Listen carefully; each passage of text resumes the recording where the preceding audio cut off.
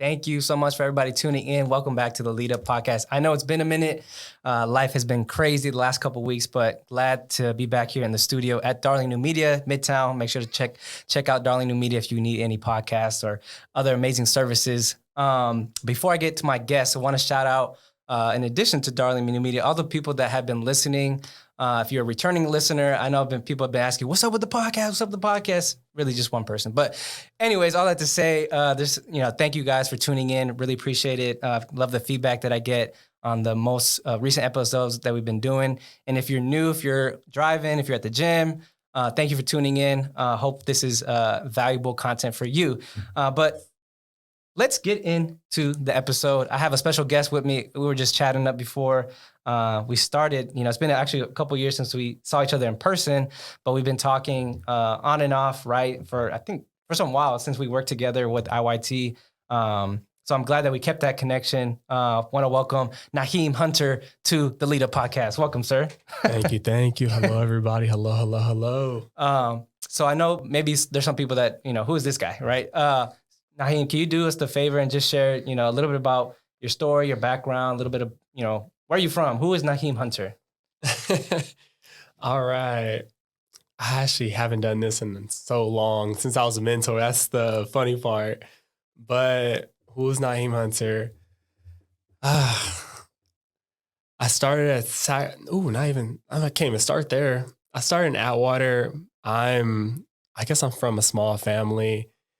I was raised by my grandma. My parents weren't really there. So that kind of, I guess I can say shaped me a little bit, but I can talk about that a little bit more further on. So from just growing up with my family, I kind of had an older sister who I pretty much looked up to. A lot of things that she did was help me idolize a lot of things that I wanted to do in my future. She was like, I would say a little small role model, her along with my grandma. Nice. And yeah. That's awesome, man. Atwater. I had to look that up on the map because I think he was one of the first people I met I'm from Atwater. I was like, where's that? Man, I'm so glad that you came on here because there's been a lot of good stuff that just LinkedIn has been popping for you, man. And we're going to touch on that very soon. But just talk to me a little bit about, the last couple of years. I know even before we got on here, like talking about the different changes with COVID, and you made some career changes.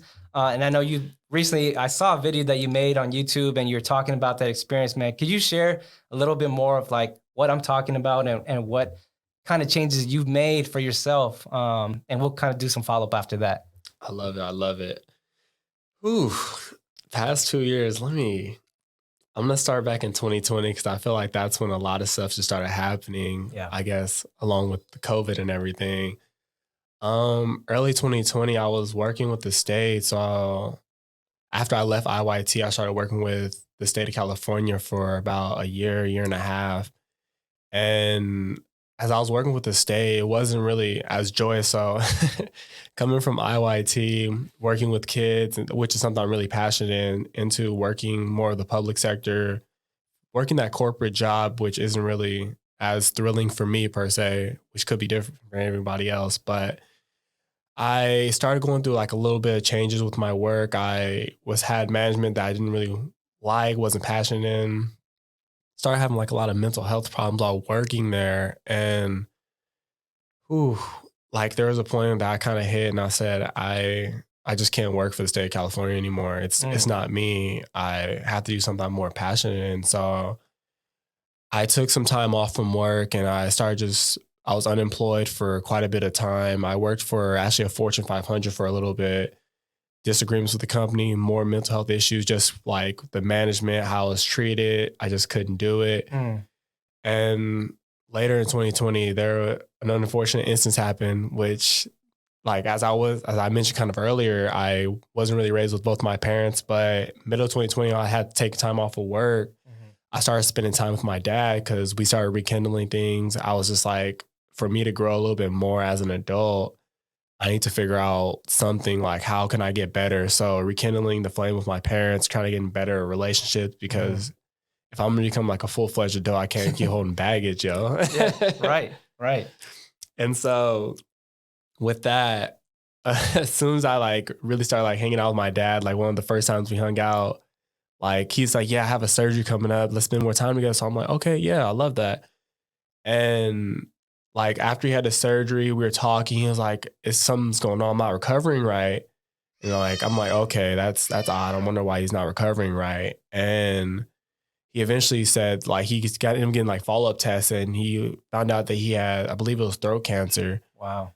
Yeah. So at that point, I was like, dang, every time like something good's starting to happen, like why does this have to occur? Yeah. Like we're just starting to get our relationship. And so I started spending a lot more time with my dad, especially like in those waking hours. And we started talking about so much. I was asking him questions like so I can get my own closure. Like, why weren't you there? Like, how did you feel knowing that like I didn't have you around? Like, Wow. I need my own growth. Like, this isn't just for like you. This is like that. This is something I need. Like, I want to become a dad in the future. I want to make sure that I'm that parent for my kids. But for me to overall do that, for me to have my own growth, I need to have my own closure with you. Right. And so, before even Thanksgiving, because I remember before Thanksgiving, because we were planning things for his birthday, which is in December, he was talking like his cancer was like slowly starting to get a little bit better. And he was just like, yeah, me and my brother and him were talking. He was like, yeah, we're going to go to Hawaii. We're planning things. I went skydiving in 2019. So he was like, oh, I really got to try that. Yeah. And a week after that was when his cancer took like a drastic turn. It went from him walking and talking, joking around, being the normal self, to him bedridden. And it's like the few things I can really remember like that, it kind of like always weighs on me now, because some of the talks we had, he was always telling me that like, I want you to be better than what I was. Like, you have so much potential. Like, I don't know why you're doing some of these things that you're doing when you could be like being a lot better than what you are.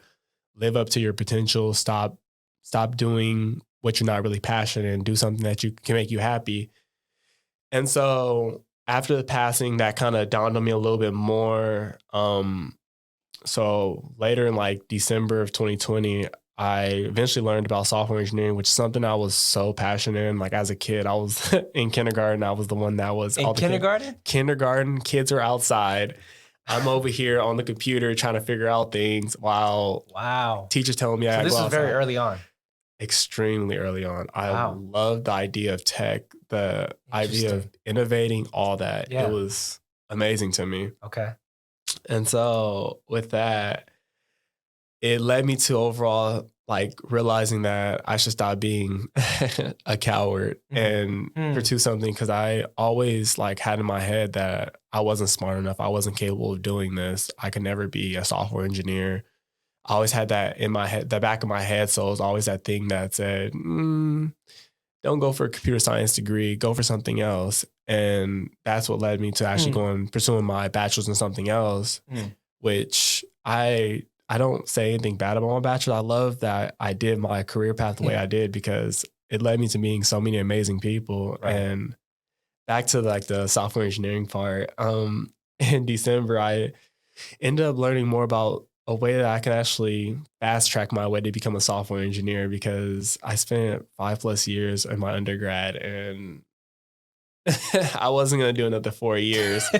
Right. So that led me to the boot camp, and I found out that software engineering boot camp, I seen a couple of them. UC Davis was like saying, come join our boot camp, come join our boot camp. And then the boot camp I did join, which is General Assembly, they said, hey, maybe you should look a little bit more into what they do. I'll be honest, I was lazy. I didn't look up what they could do. I was just like, okay, you guys sound like you guys are really good. Yeah. And so I ended up enrolling in the boot camp in February 2020 is when I started. And it was, oh my gosh, the boot camp was tough. It was like everything compacted into such an allotted amount of time, which is wild to me to even learn so much in such a small amount of time. But honestly, going through that journey, it was, I loved it, because it taught me like, not only like it gave me that confidence that I needed, but it actually led to me actually pursuing a different career and doing things I'm more passionate in. Yeah. Man, you just said a lot of things, man. And thank you for sharing and being, transparent about, some hard things that we're going through. And, I think some people can relate in terms of where they're at, maybe in their, if they're still in school, if they're in a job, maybe they're doing both or multiple things. I've heard that a little bit more now, even with the work that I'm doing, like multiple jobs, going to school full time, and they just stay where they're at. Unfortunately, there's some things that happen, right, where you had to take time to reflect and be, like, I should take a chance on myself, right? And that I think that was something that you had mentioned. I was so proud of you when I saw that. Can you elaborate just a little bit more about like that boot camp experience? Like, what makes it so hard? What exactly were you doing? What helped you? I know you were shouting out a lot of people on some of your posts, like people that helped you through it. Talk a little bit more about that boot camp experience. Oh, yes, yes. For starters, a boot camp is you're compacting everything you can learn in the desired course. So my desired course was software engineering. So what I learned full stack development. So front end, which is like JavaScript, CSS, React. And those HTML. are like coding programs? Yeah, Okay. I'm sorry. I'm using like the vernacular. Hey, I'm trying to figure out what you guys. I'm sorry about that. I'm sorry about that. It's all good, man. It's all good. Okay. Let me break down a little bit more. Break it down, man. So I might get this a little wrong because I'm a little rusty on that part. But I just know more than me. You at level 2. I'm at level 1. So CSS is like, imagine the clothes we wear. Mm-hmm. It's overall how the website's going to look. That's the CSS. Got it. The HTML, that's more so the bone structure. That's how our bones move and everything. And then JavaScript is overall, think of like your nervous system. So how everything actually works. So everything has to go together. So you got to think about the bone structure, the nervous system, the outfits and clothes you wear. Everything comes together as one. And that's the front end. So front end is essentially everything we look at. So when you're on Google, when you're on Facebook, Instagram, all that, that's the front end. I see. That's the only thing that people usually see. And then I also learn like the back end. The back end is the fun part to me because I'm not like really the show off type. So I like to just put in the work undercover. Yeah, behind the scenes. Behind the scenes. So the back end is essentially like all the bare bones, like really like the meat of how things really get going. Yeah. It is. So I guess I can mention like the back end languages, which anybody who may know coding or is eventually going to pursue it, you're going to eventually learn this more and more. So like there's Python, there's Ruby on Rails, there's so many. I can just really keep going on Java and C++, C#. But these are all just different ways of coding. Each one has their own strength that kind of makes them stronger than the other. Got it. Or more innovative per se. Yeah.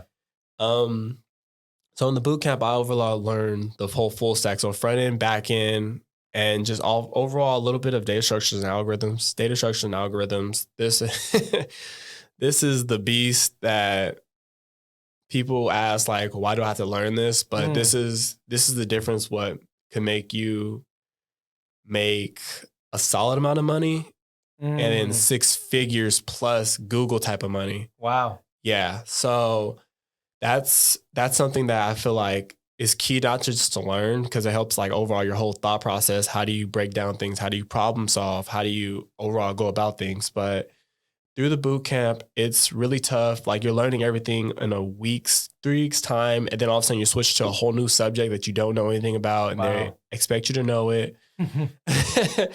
And it's like it's broken down into 4 sections. Each section you're going to have, like for your full stack portion or your front end, front end, you're going to overall have a project at the end of that whole section. Okay. And you're basically, if you fulfill everything, you pass. If you don't, you don't pass. And you have 4. So at the end of the whole cohort, you have 4 projects in a whole. Got it. And the thing that I kind of learned early on within my boot camp was connecting with people, and overall, these people are going to help bring you up when you're feeling down. Gotcha. Because for me, I had my moments. Even a colleague of mine who I'm still really close with, he was at the point where he was just like, dude, I'm not going to do this anymore. And I'm like, and it gets so tough because there's a point where you're like, I should just quit. Wow. But and remind me real quick, what's the environment? Is this all like online? Or are you in person, or what's kind of like the environment, or what's the space that you're doing all this? Well, for me, because it was during the hype of COVID times. Okay. So it was all virtual, all online. Wow. All my colleagues were like mainly on the East Coast. I was one of the few that's actually in California and just the West Coast. Wow. So all of it's virtual. You're talking to people online. My days were 7 a.m. to about 8 or 9 p.m. every single day. Really? Every single day. It was tough. Wow. My roommates were always like, yo, like, you're always in the room. And I'm like, it's not by choice. It's really not by choice. Wow. It's so tough, but it's so like rewarding to actually go through it. Mm-hmm. And just that's like a quick broad aspect of the boot camp. And upon completing the boot camp, you get the certificate, which it's more so just saying, hey, I passed this, but I'm gonna be honest, nobody really looks at that. Like when you're interviewing, they're looking at what can you do? I see. It's not, hey, show me that piece of paper. It's what can you do? Can you do what we need you to do? Right. And that's like how you said, when I said I took a chance on myself, you're really tested in the boot camp of taking this chance and being able to understand that you need to have people around you who are supportive, people who you can like vent to, because nobody really truly understands what you're going through at that moment. There's ups and downs like a roller coaster. Like even they mentioned early on, they said, you're going to be in roller coasters. You're going to be in the up where you're really happy and you're going to be down the slums. Yeah. And I'm not going to lie, I had my moment while I was in the boot camp because it was Unit 2. I always remember this. It's clear as day. Unit 2. Clear as day. I was like, every time somebody asks me like, what's the most like tough thing that you did while you're doing coding? I bring up Unit 2.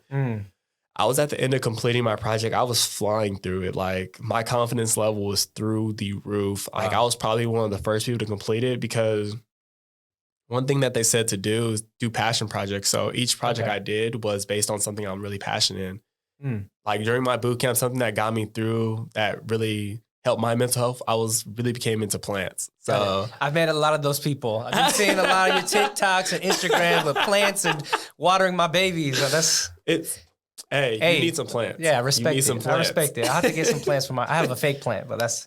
Anyways, it's not about me. So you got into plants. Okay. I got into plants. So my Unit 2 project was about plants. I called it Plant Lineal because plants, people consider me millennial, plant lineal, boom. Yeah. I was almost done with it. Like I was killing my project. Yeah. And there was a point where I tried to save it and I thought I saved it and it didn't save. My whole project was wiped out 2 days before we were supposed to present. How long were you working on it before we have a week to complete it. Okay. So I worked on it about 2 to 3 days and I tried to like enjoy my weekend, like at least just chill in the house, like just stay really low key and try to focus on what I'm gonna be doing next. Yeah. And as it was coming around, and I know you could probably see like the hopelessness in my face, but it was because of that moment. Yeah. It was all deleted. And at that moment I said, wow, I can't believe this really just happened to me. I ended up talking to like my friends, my family, my partner. Yeah. And I was telling her like, yo, I can't believe this just happened to me. Yeah. And I was so devastated. But this is like the moment that I realized that like, yo, you're doing this for a reason. This is not just like for you. This is for your future. It's for your family. This is for the people who you want to make changes for in the future. Right. And I ended up smashing through that project quick. Completing it. And I was like, my professor, all my colleagues, cohort colleagues, at the time, they were like, we loved it. And I was just like, thank you. You don't know the back end of it, but. Pun intended or? Pun intended. Some of y'all get that. Some of y'all get that. It might go over the head. Yeah, right. Wow. Yeah. Hey, so you finished the boot camp, you work on projects, catch us up now, fast forward, like, what happened post boot camp? I know you're doing a lot. I mean, we're gonna get to all the cool. This gonna be a speaker or something. It's just the beginning for sure. But talk to me. What happened post boot camp? Like, what are you doing now? What were the things that as you mentioned? Are you applying to jobs or tell me what's going on. Oh, okay. Post boot camp. Okay. So one thing that I learned, I'm gonna have to mention a little bit of boot camp because this is the transition. Go for it, man.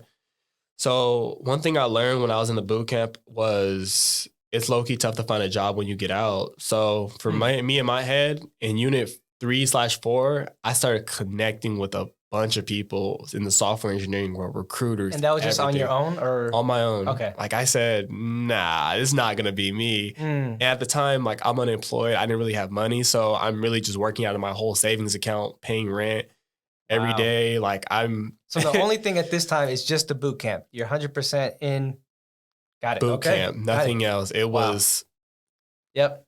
Boot camp. Yep. But yeah, so like in my head, I didn't have weekends. I didn't really do anything. Like every day, it was literally just, how am I going to get a job? How am I going to secure something? Because I no longer can be unemployed. Like, and that's one thing that led me to connecting with a bunch of people. I ended up meeting one of my mentors. His name is Surf. He works for Spotify, and he helped me so much in my journey. And the funny thing is, because how I connected with him, it was more so like I sent him something on LinkedIn. I started creating like my own template language to connect to people. So it's more so like, listen in, y'all. This is I'm telling you, this is practical stuff. I dialed in to realize how can I connect to people. But one thing about me, I'm very empathetic and trying to figure out how I relate to people. And so when I connect to Surf, I'm not gonna lie, I felt super curved because I asked him, how can I like work for Spotify or something like that? And he was just like, yeah. And in my head, I said, oh. That's it. He just said, yeah? Just, yeah. And I was like, wow, he's cold. But like a month or two after, when I actually like graduated my boot camp, he was like the person who said, hey, I have a fellowship opportunity where I'm helping people who were in your shoes, like just getting out of boot camp, trying to learn software engineering. You can work for like a real company and you're more so building like a real life product. And so I ended up joining the fellowship, but I'm going to get to the fellowship as I transition because these are all like months that I'm like dialing in. So every day after I graduated my boot camp, this is going to sound very needy, but I was going through 20 or 30 applications a day.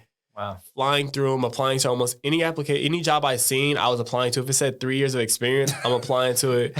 This is my mindset of when I was like unemployed tough. I love it. Like I was applying to job, like this is like a joke that me and my roommates go, but this is so serious. Like I was applying to jobs like on Indeed. Like if they said need a doctor, I'm applying to be a doctor. Like it's wild. It's sad. It's funny because if they call me, I'm like, right. Like you see like those memes, the unqualified dude, that would be me trying to be a doctor, fired the first day. Yeah. But I was applying to like 20 or 30 jobs each. Crazy amount, networking. And then like as I'm like going through it, I'm getting screening calls, I'm meeting with different people. Unfortunately, I'm not securing the jobs. I'm more so getting through it. There's an element that I was missing, and that was more so my technical portion, which is the data structures and algorithms. This is such a key thing because so many tech companies look for this when you're trying to become a software engineer. Okay. And that's an area that like, I'm not going to lie, I should have been more attentive to it. I should have held myself more accountable for that because if I would have did that, then I probably would have secured a job a lot sooner. But at the end of the day, I'm not going to say like I should have because now I'm in a position that I'm loving where I'm at. And because of the hard work and grit that I put in, it made me somebody different than if I would have got something so early on. So months are going on. I think I didn't secure a job till October/November. So in around August, September, I'm working in the fellowship. Surf's teaching me everything. He's teaching me the data structure and algorithm, systems design, me and everybody within my fellowship cohort, how to actually build real life applications, WebRTC. I'm going to break this down. So WebRTC is real-time communication. It's more so like Zoom, like when you're Zoom chatting with people. Okay. I learned how to do that within that. Wow. And typically I was doing like the the Google clones. And I know it sounds What is really a Google dope. Clone? A Google clone. First time I'm hearing this. So a Google clone is like you create exactly a replica of how Google looks, how you can use their whole search engine. Okay. I created something exactly like that. And I'm not going to knock myself because that's an amazing thing to do. But this could be the imposter syndrome. But real life engineers be like, that's cool, but what about the real stuff? What can you really do? Right. Because at the end of the day, that's what they're really looking for. So Surf was telling me like, because one of the things when he first told us about it, he was like, yeah, so if you guys really into it, this is unpaid, but you're going to get all this experience. Yep. And my head said, this experience is priceless. Right. And he was like, I know you guys might be building them Google clones, Netflix clones. And he started naming a bunch of clones. And I'm looking at the camera like, I know that's me, but he said, that's nothing compared to what you're going to learn here. And that's something I was like, thanks, Surf. Like, at the end of the day, I appreciate you so much for that. And that helped me grow a little bit more as an engineer, as a person, and as the person I'm aspiring to be as a software engineer. Awesome. And September rolled around. This is another person who I reached out to, and his name is Dwalu. He works for Airbnb. And Dwalu, we've been trying to connect for so long. There was a point where I was sending him a message. He got super busy. Things happened in his life, and we couldn't connect. And eventually, we actually really got to connect. And the thing that I think that he told me stood out to him the most about me, and why he took a chance on me, was he said the empathy that I showed him. Every time that we spoke, I was like, he said, oh, I'm sorry, I can't do this, but this, and that. And I was like, okay. I was like, but is everything all right with you? Like, I understand that I need a job and everything, but at the end of the day, like, job is cool, but I kind of really care about the person themselves and like, is everything good with them and how they are? Yeah. I think that's more key than anything. He said, I really love that about you. And that's something that's going to take you really far in your life. Yeah. And I can see you as a leader in the future. And so Dwalu took a chance and said, I'd love to be your mentor if you'd have me. Wow. Just because I love how you are and I'd love to be a part of your growth. And Dwalu even assisted me with a lot of things, like mentally helping me with growth.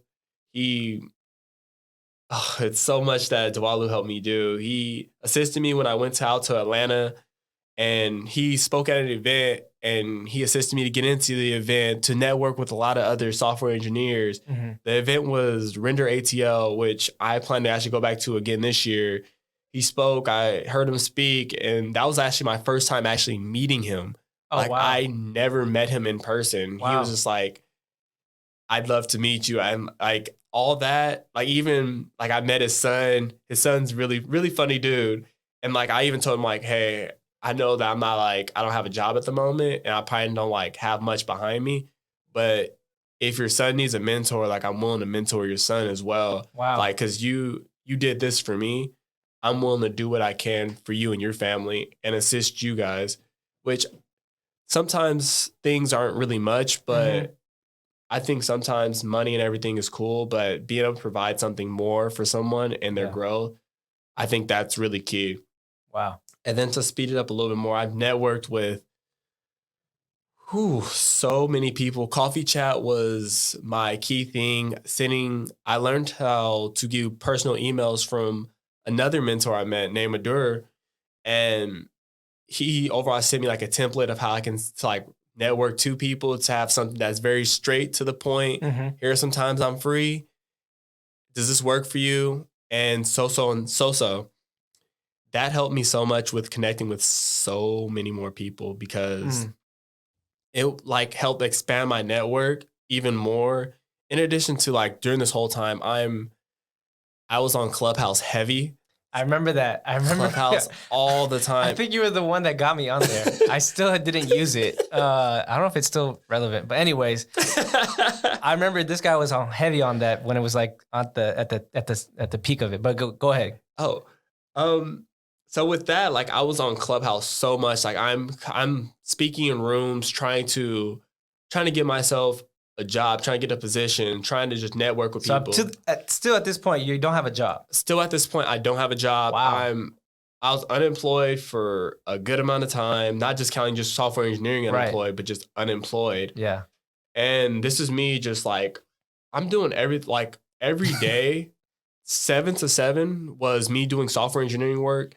In addition to like in between the breaks I had was I'm doing Clubhouse, I'm doing LinkedIn, I'm doing other things to try to get me a job, to try to network and get myself bigger so I can secure something, because I need money, you Yeah, know? right, yeah, right. And so at all this time, I'm doing all this, and I'm networking with a lot of people, met a lot of amazing people who I'm still in contact with. Wow. Like, I'm always commenting. If you have me on LinkedIn or anything like that, I'm always commenting on their posts. I'm always connecting with them in their DMs to see, like, do they need anything? How can I help them?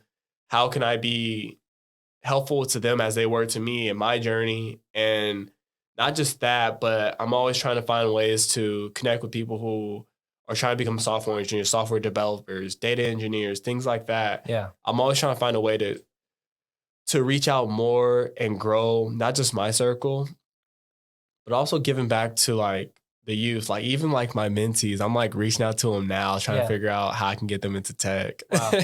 Wow. And just to streamline it a little bit further. So from September, October is when I started interviewing a little bit less and trying to dial in a little bit more to a lot more companies. And that's when I ended up reaching my current employer, which is Workit Health. And on my journey, I met someone, her name is Cindy, and she told me that you're going to apply to a lot of jobs, but find a company that actually fits you, a company that's you're going to enjoy every day. And in my head, I was like, yeah, whatever. But as I low-key started like to dial in more and more, I started like understanding like I should really find a company that is dialed in for me, and the company is eventually going to find me. So I just kept kind of sending out more applications, and Workit Health actually found, I don't know how I ended up applying to this company, but Wow. out of all those 20 or 30 applications a day, they slipped in there. But I'm not even going to say it like that to downplay them, because Workit Health was probably an amazing company for me to join, because due to my past, my youth, my parents being like having drug issues when I was younger, my company now, the goal is to assist people virtually who are being affected by drug abuse or drug issues. Wow. And the members that we have, being able to impact our members and doing things that have impacted me when I was younger. Yeah. It's like, it makes my work that more passionate and something I'm way more happy to do every single day. Man, this is beautiful, man. I'm so glad that you, because I don't want people to miss, like, again, there was and remind me, how long was the actual boot camp? How much time was that? It was from February 3rd, February 4th, somewhere in there, to like May 5th. So it was about 3 to 4 months. So yeah, so 3 to 4 months boot camp. After the boot camp, you're still unemployed. You're hustling. You're putting yourself out there.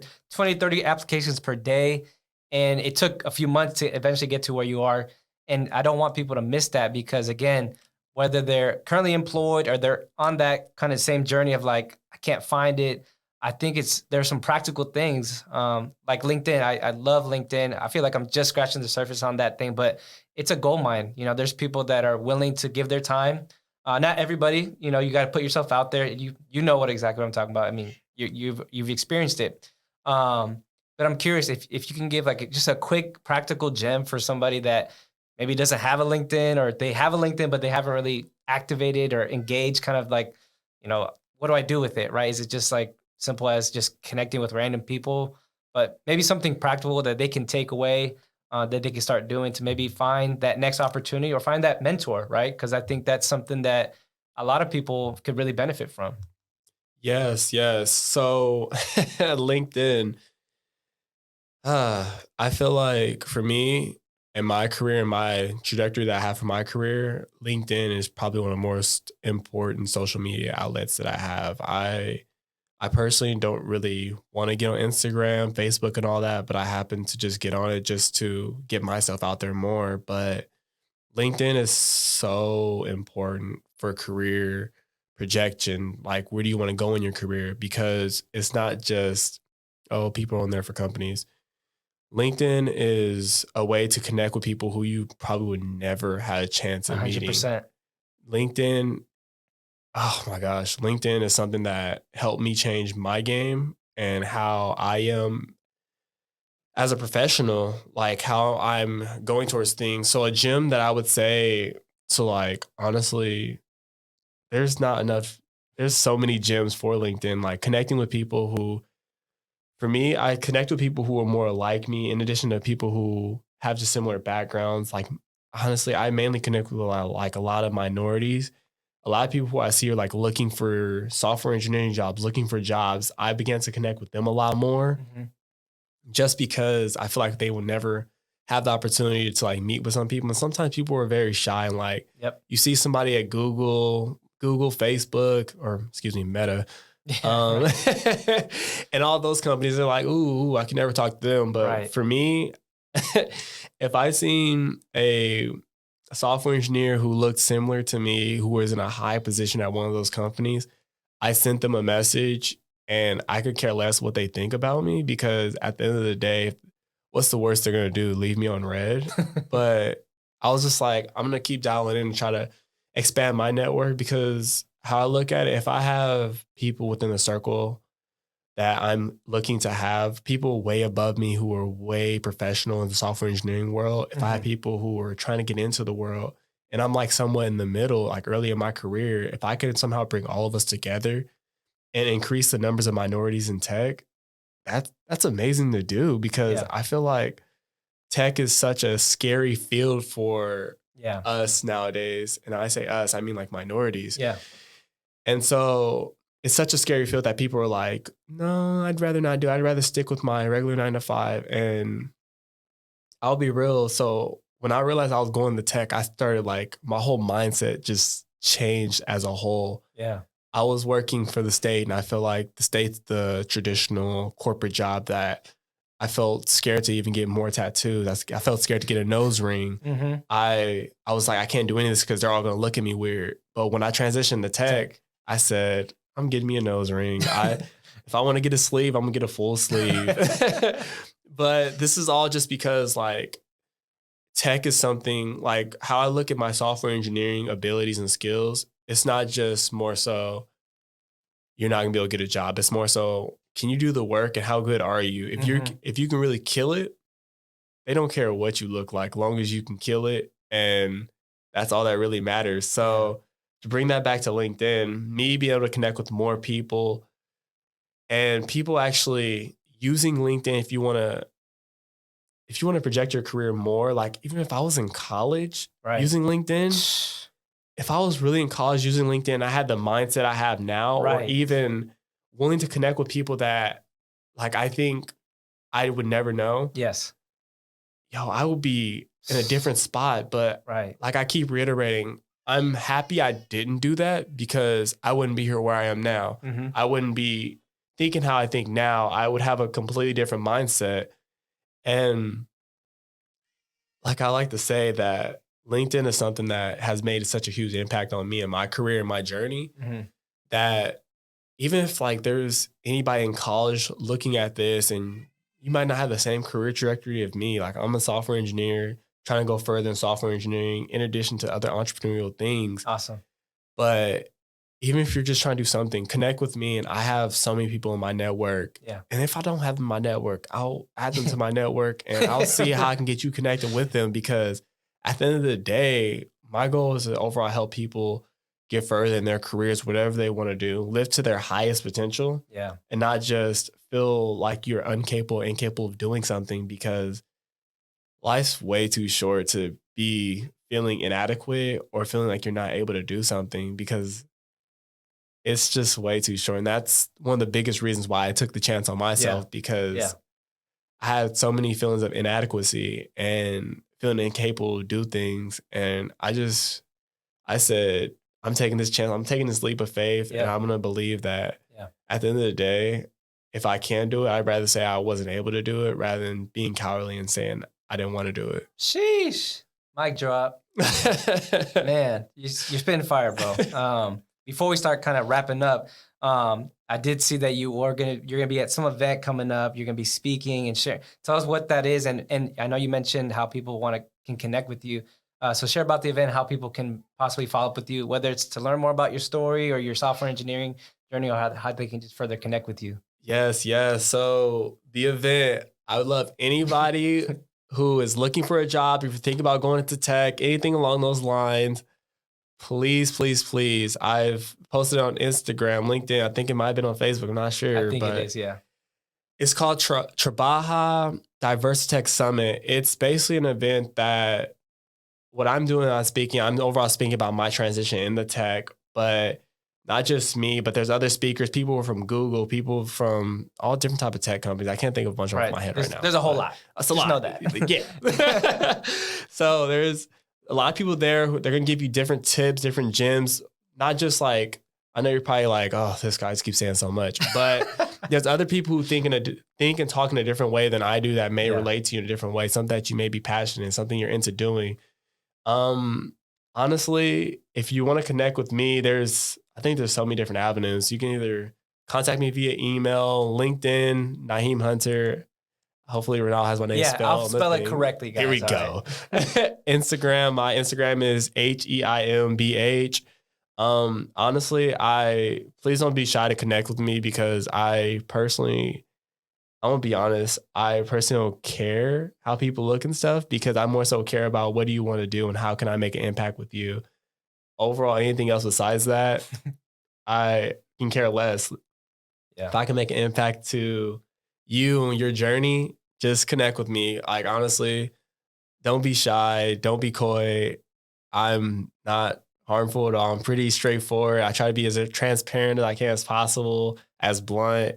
My bluntness could be taken wrong, but honestly, it's coming from a great place. And honestly, I wish I could have more people to advocate for me, but I think the only people who really know my bluntness the most would probably be the mentees I had in IYT right. Because they got it the most. Yeah, no, for sure, man. And just know that I'm not just saying it because you're here, but man, it's just been incredible. It's from afar to see your journey from when I saw you back at Sac State, working in the high schools, man. It's just been an incredible journey. Thank you so much for being here. I want to wrap up with one of my favorite segments, lightning round questions.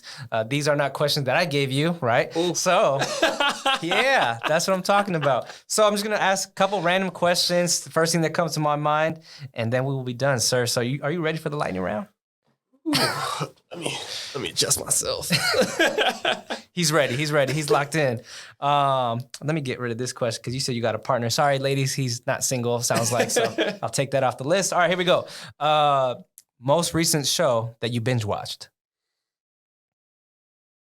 So I mainly watch TV at night, and when I watch TV, it was anime. So Attack on Titan. I've heard of it. You recommend it? Yes. We ain't got time for it. All right, here we go. Artist or song that is currently on repeat? So artist or song. Or playlist. It goes back and forth. So to answer really quickly, it's Tim's. It's either Found or Free. I think it's Free My Mind or Free Mind. Those songs put me in the zone where I'm just like, I'm dialed in. Or playlist, anime lo-fi. Love it. Something that most people wouldn't know about you. Ooh. I'm left-handed, but I like to call myself ambidextrous. Got it. DC or Marvel? Ooh. I would probably say Marvel. Easy, yeah. Most used emoji icon? I think the eyes. The eyes, the one that just, okay, got it. A pet peeve that you have? These are good questions, yeah. The pet peeve that comes to mind is people who drive slow in the fast lane. Come on, talk about it. Talk about it. Here we go. Biggest lesson you learned this year, and we could say 2021. The biggest lesson that I learned this year in 2021 is to always be confident in myself and be impeccable with my word, because it makes such a big impact with people you talk to and everything you do. Awesome. And last but not least, as I always end the show, fill in this statement: every leader needs... Every leader needs empathy. Empathy, compassion, and transparency. There you go. There you have it. Nyheim Hunter, thank you so much for being on the Lead Up Podcast. We'll catch y'all on the next one. Peace.